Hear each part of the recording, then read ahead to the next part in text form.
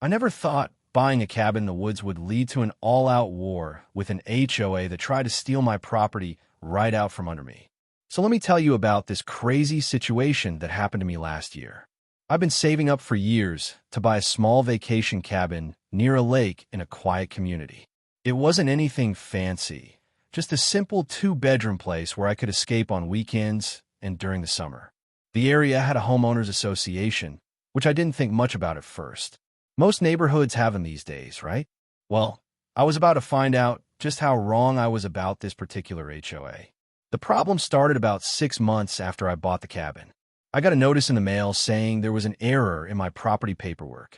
According to the HOA, my cabin was actually sitting on land that belonged to the association, not me. I thought this was ridiculous since I had all the proper documentation from when I purchased the property, including the land survey and deed. But I went to the next HOA meeting anyway to clear things up. That's when I first met Karen, the president of the HOA. She was this woman in her late 50s with a tight blonde ponytail and way too much power for someone in charge of what was basically a small neighborhood. She sat at the head of the table like she was a queen holding court, and everyone else just nodded along with whatever she said. When I brought up my property issue, Karen barely looked at my documents. Instead, she told me that there had been a clerical error years ago and that my cabin was actually on HOA land. She said I had two options: either pay the association a hefty fee to purchase the land my cabin was sitting on, or vacate the property. I was floored. How could this be happening?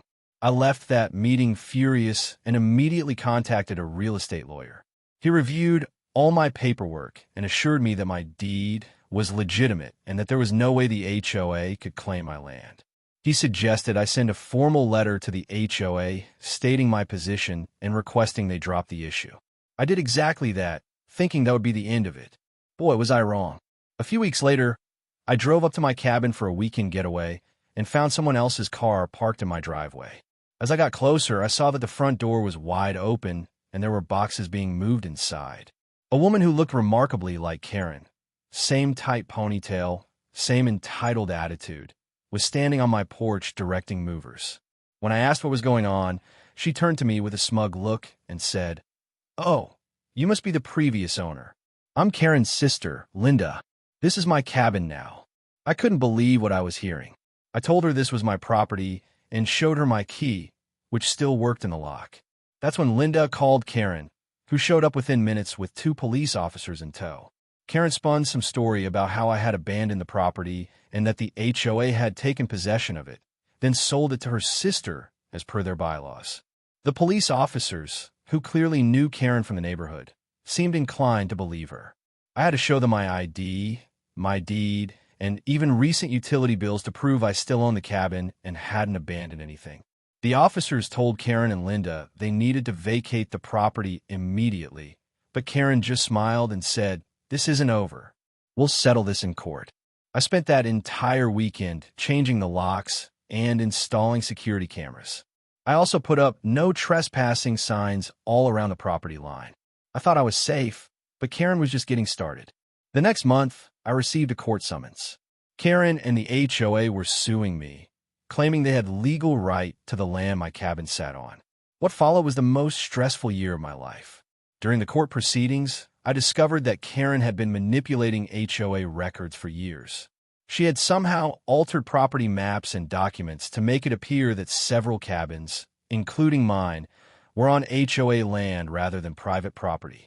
Her plan was to essentially seize these properties and either sell them or give them to family members. The legal battle was brutal. Karen had the HOA's lawyer on her side, and they were throwing everything at me. Motion after motion, delay after delay, trying to drain my resources so I'd give up. But I refused to back down. This was my property, my hard-earned money, and I wasn't going to let some power-hungry HOA president take it from me. As the case dragged on, I noticed something interesting. The HOA headquarters, a small building near the entrance of the community where they held meetings and stored equipment, was actually sitting on a corner of my property. I had never paid much attention to it before, but when I reviewed my original property survey, there it was clear as day. The HOA building was on my land. My lawyer and I came up with a plan. We wouldn't mention this discovery during the ongoing case about the cabin. Instead, we would wait until after we won that battle, which we were increasingly confident about as more evidence of Karen's tampering came to light. And when we did, after 14 months of legal fighting, the court ruled in my favor. The judge was disgusted by Karen's manipulation of official documents and her abuse of power as HOA president. Not only did I get to keep my cabin, but the court ordered Karen to pay all my legal fees. But we weren't done yet. A week after the ruling, with Karen still licking her wounds, we made our move. I sent a formal notice to the HOA informing them that their headquarters was sitting on my property and that they had 30 days to remove it. If they didn't, I would begin charging them rent for the land, retroactively for the past 5 years. You can imagine the chaos that ensued. Karen called me screaming, accusing me of being petty and vindictive. But I had the law on my side this time, just like she had pretended to have when she tried to take my cabin. The HOA board held an emergency meeting, but without Karen at the helm. She had been forced to resign as president after the court case. They were in disarray. They tried to negotiate with me, offering to buy the small strip of land where their building sat. But I refused. After what they had put me through, I wasn't in a generous mood. As the 30-day deadline approached, the HOA realized they had no choice but to move their building. But here's where it gets really interesting.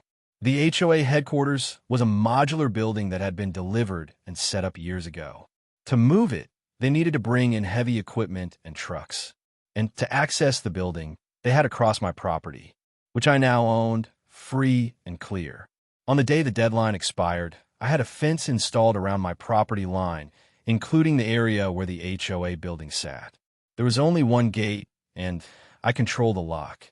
The HOA building was now effectively trapped on my land, with no way to remove it without my permission. The look on Karen's face when she drove up and saw the fence was priceless. She tried to argue that I couldn't block their access, but my lawyer had already checked. There was no legal easement granting them access across my property. They were stuck. For weeks, the HOA was in chaos. They couldn't hold meetings, they couldn't access their equipment, and they couldn't conduct business. Karen tried to get another court order to force me to remove the fence, but no judge would entertain it after her previous misconduct. Finally, the new HOA president approached me with a generous offer. They would pay me triple the appraised value of the land where the building sat, plus all my legal fees for this second round of conflict, if I would grant them access to remove their building. I agreed, but with one condition: Karen and her sister Linda were banned from the community for life. The new president readily agreed, as most of the neighborhood was fed up with Karen's antics by this point. The day they moved the building was one of the most satisfying days of my life. I sat on my porch with a cold drink, watching as they had to dismantle part of my fence to get the equipment in, then carefully maneuver the building off my property. Karen showed up at one point, screaming at everyone, but she was powerless to stop it. After they finished, they repaired the fence as promised, and I haven't had a single issue with the HOA since. In fact, several neighbors have told me that the association runs much better without Karen in charge. Looking back on this whole experience, I've learned some valuable lessons about HOAs and property rights. First, always do your due diligence before buying property. I was lucky that my original deed was legitimate, but I should have reviewed the HOA bylaws more carefully before purchasing. Second, document everything. From the moment I had that first interaction with Karen, I kept meticulous records, emails, letters, photos, even recordings of our conversations, which is legal in my state as long as one party consents. This documentation was crucial in court. Third, know your rights. Most people don't understand property law, and HOAs count on that to push residents around. I spent countless hours researching local property laws and ordinances, which gave me the knowledge I needed to fight back effectively. Finally, stand your ground when you know you're right. It would have been easier to just pay the fee Karen demanded or even walk away from the property. But that would have meant letting a bully win, and who knows how many other people she would have gone after next. This experience has made me much more cautious about HOAs in general. While they can serve a purpose in maintaining community standards, too often they become vehicles for power-hungry individuals to harass and control their neighbors. If you're considering buying property in an HOA community, please do your homework. Talk to other residents, attend a meeting before you buy, and carefully review all the bylaws and restrictions. As for me, I'm enjoying my cabin in peace these days.